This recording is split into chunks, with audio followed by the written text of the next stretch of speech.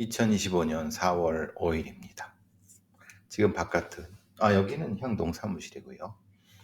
비가 쭉 오고 있습니다.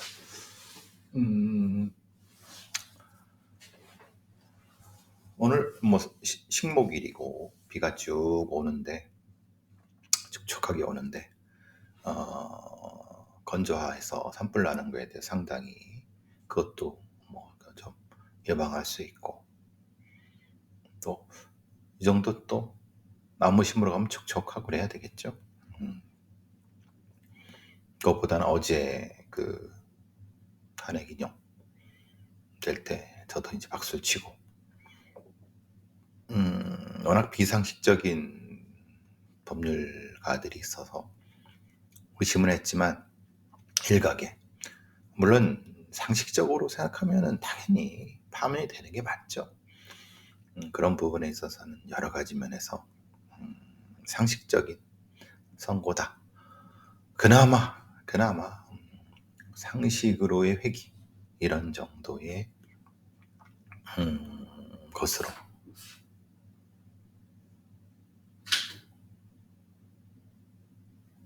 생각을 하면은 좋을 것 같습니다.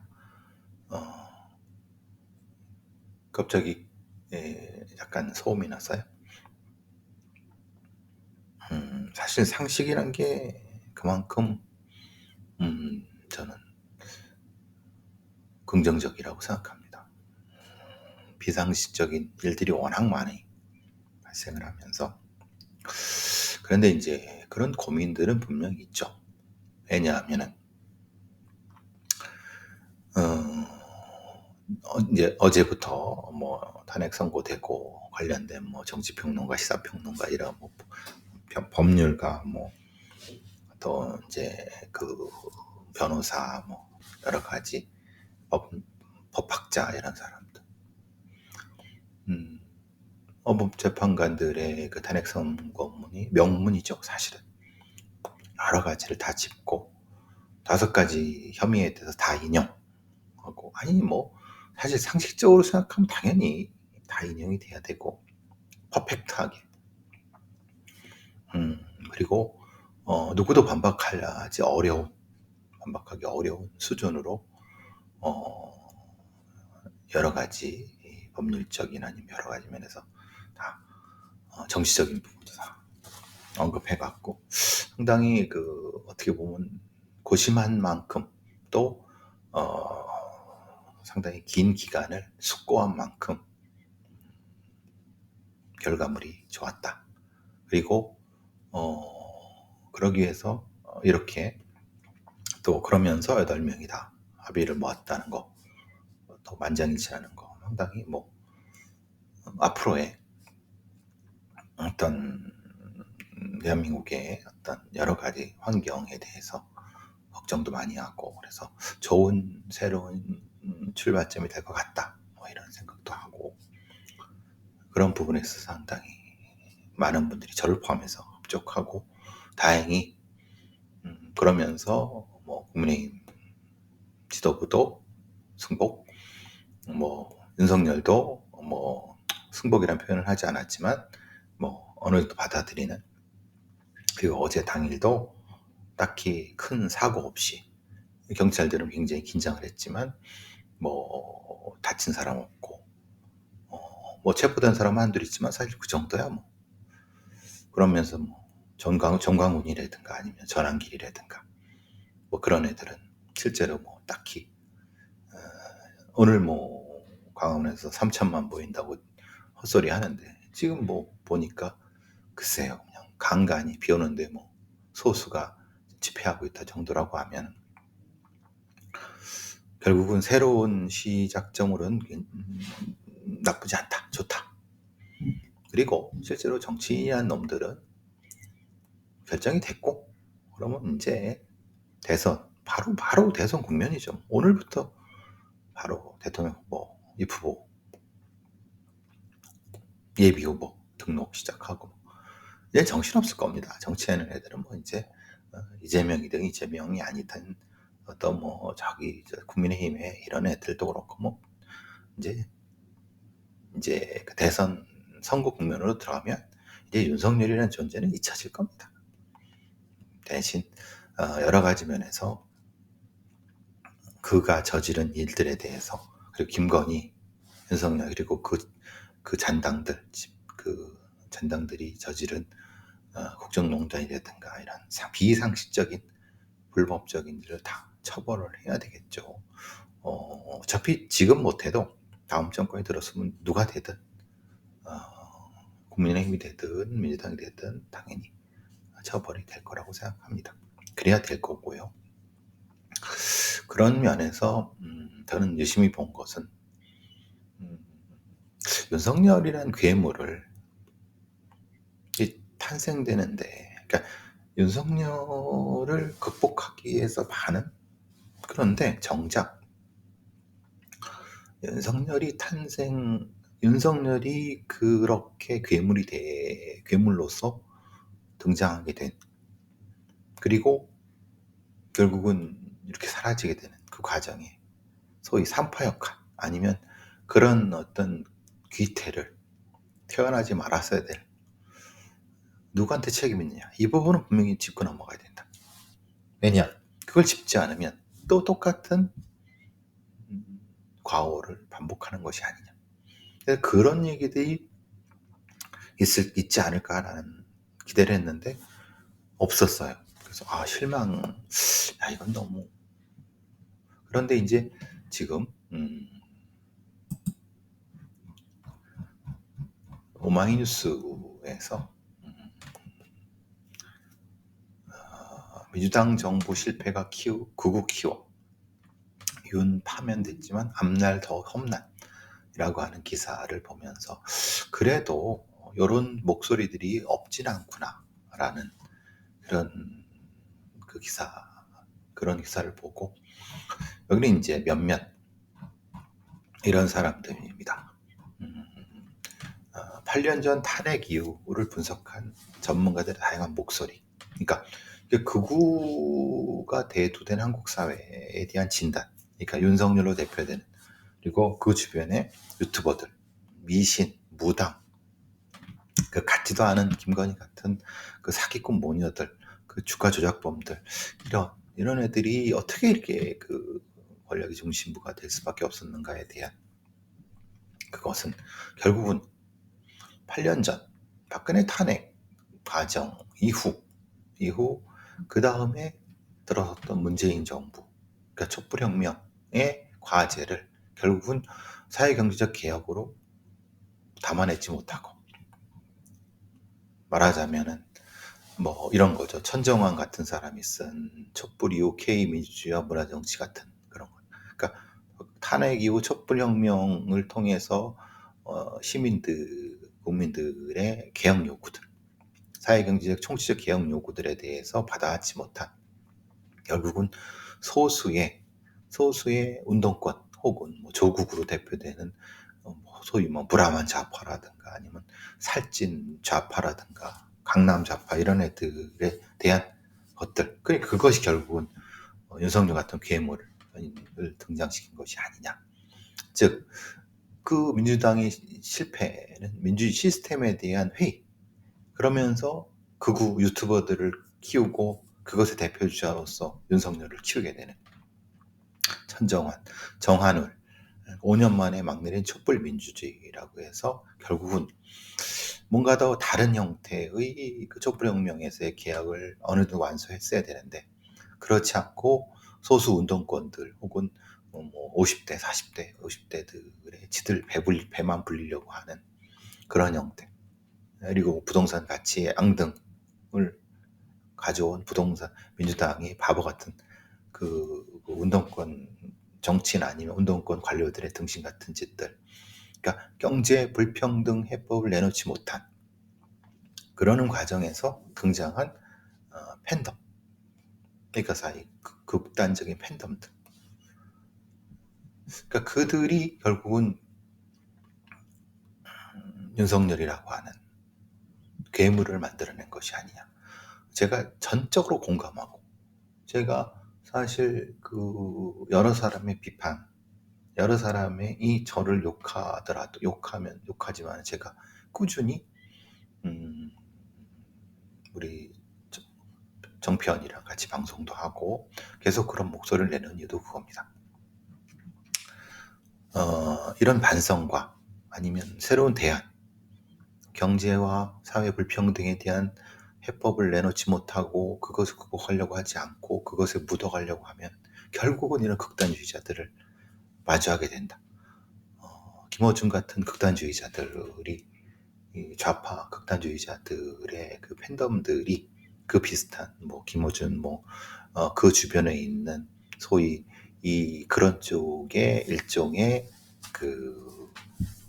좌파라고 하든 어쨌든 거기서 또는 팬덤을 조장하고 이렇게 하는 애들, 그런 애들이 그게 흔히 말하는 이동형이 될 수도 있고 이동형은 좀 아닐 수도 있고 아니면 지금 매불쇼의 치읓 같은 경우도 될 수 있지만 아직 거기까지는 모르겠지만 어쨌든 대표적으로 김어준으로 대표되는 극단적인 형태의 이런 팬덤의 어떤 극단주의자들이, 그리고 그들이 몰고 다니는 어떤 정치인 집단들, 지식인 집단들, 거기에 빌붙고 아부하고 아니면 같이 그 속에서 정치적인 이득을 얻으려고 하는 정치인 집단들, 그 꼴을 정광훈이나 손연보나 전한길이 그대로 따라하는, 아니면 이게 적대적인 공생들을 하는, 그게 이제 소위 말하는 조기동이라는 사람이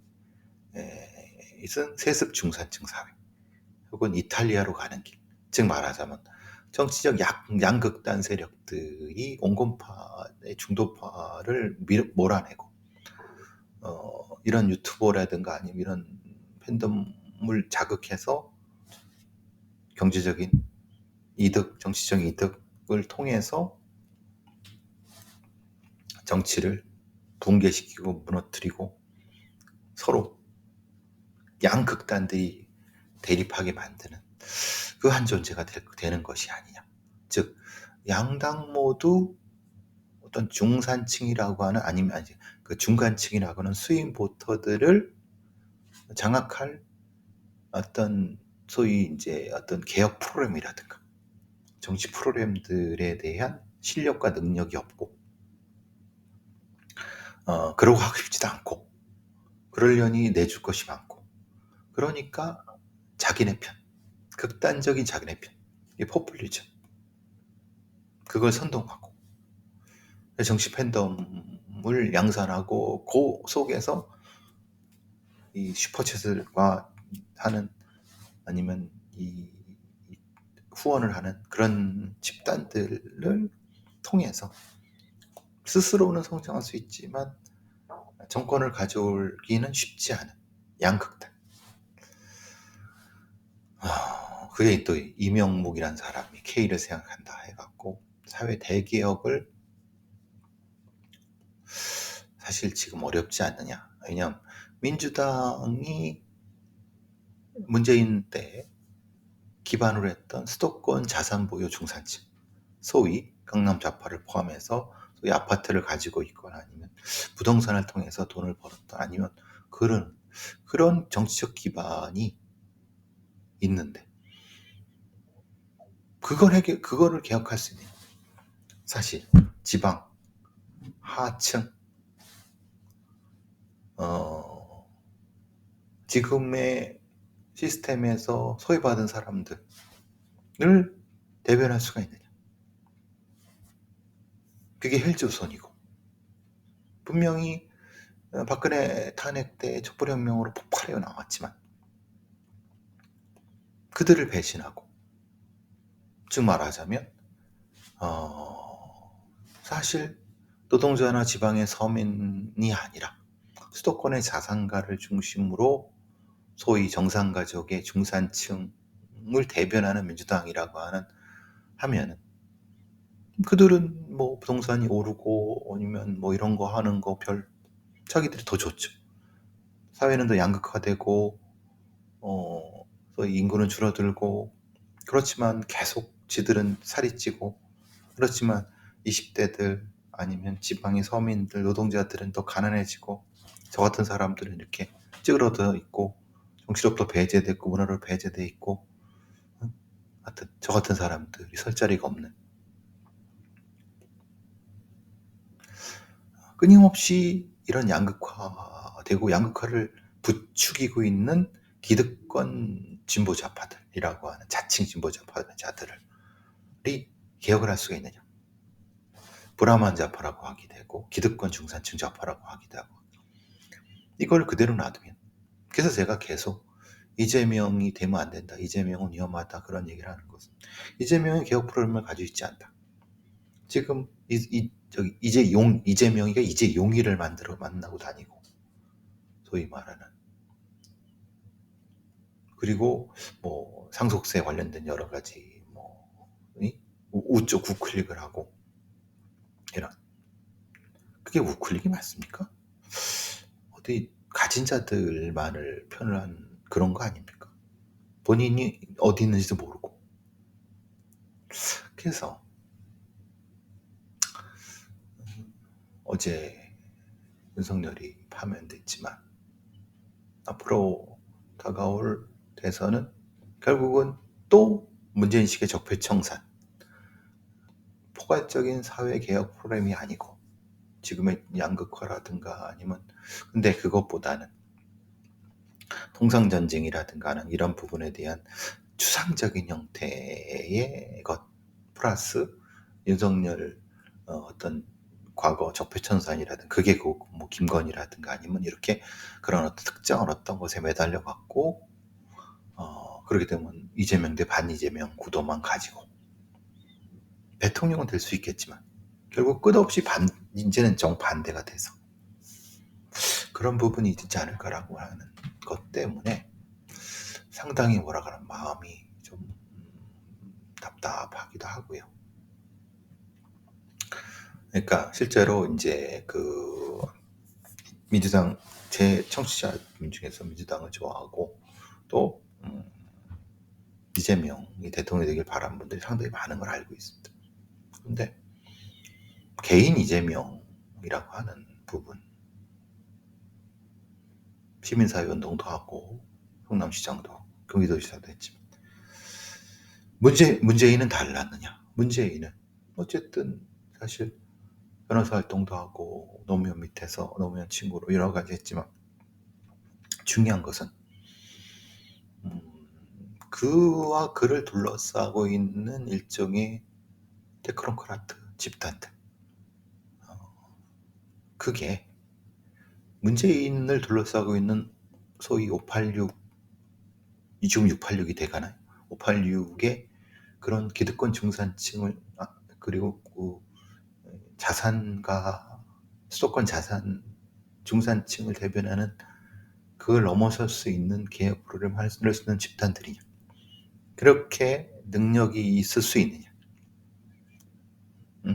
지금의 무너져가고 있는 대한민국 사회에 이거는 실제로 윤석열이 가속화시켰고 더욱더 폭발적으로 가속화시켰지만 실제로 박근혜 때 그리고 이명박 박근혜 때 실제로 무엇인가가 박살나고 있었고 그래서 뭔가 그때 기회를 잡아서 문재인 때 개혁을 하라고 시민들이 국민들이 권력을 줬고 그 부분들을 톡 털어먹고 괴물 윤석열을 탄생시켰던 그거에 대한 반성과 그거에 대한 새로운 프로그램이 있느냐 저는 그걸 묻고 싶은 거예요. 제가 계속 범죄라든가 사건이라든가 이런 데에서 사법개혁이라든가 사회 부분에 있어서 여러 가지 시스템 부분에 대한 얘기도 하고 그런 이유가 그런 어떤 구체적이고 디테일한 어떤 것들이 있어야 된다. 그런데 예를 들면 이런 거죠. 민주당의 박주민 같은 애들 뭔가 뭐 특검을 만들어내고 뭐 이태원 참사 얘기하고 뭐 세월호 참사 얘기하고 그 전에 뭐 비슷한 얘기도 하지만 내용도 없고 알맹이도 없는 애들 그냥 명분이랍시고 하지만 실제로는 결국은 반대쪽과 타협하는 뭐 대충 이 정도 내용도 없고 그건 뭐 아무것도 아니 그런 애들부터 시작해서 그런 같지 않은 애들, 그런 애들이 주로 이제 김어준의 주변에 붙어갖고 그런 팬덤들한테 해서 뭔가 이렇게 하지만 실제로 개혁 프로그램이 있느냐. 그러니까 소위 말한 이거죠. 검경 수사권 조정이라고 하는 것에서 예를 들면 사법개혁이라는 곳에서 제대로 확실한 어떤 비전을 가지고 한 게 있느냐. 보세요 지금. 그럼 많은 분들이 그런 얘기를 하죠. 그 검사들이 저항하고 지랄하고 그랬으면 이러는 거. 꼭 그것만입니까?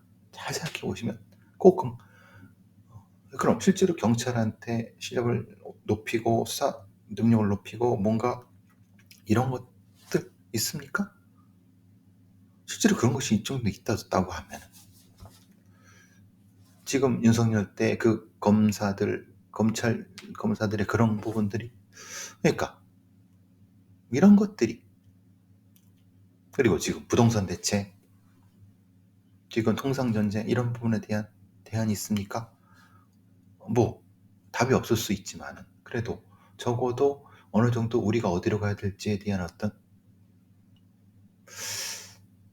그래서 그것 때문에 사실은 좀 걱정이 된다. 이 말씀을 좀 드리고 싶습니다.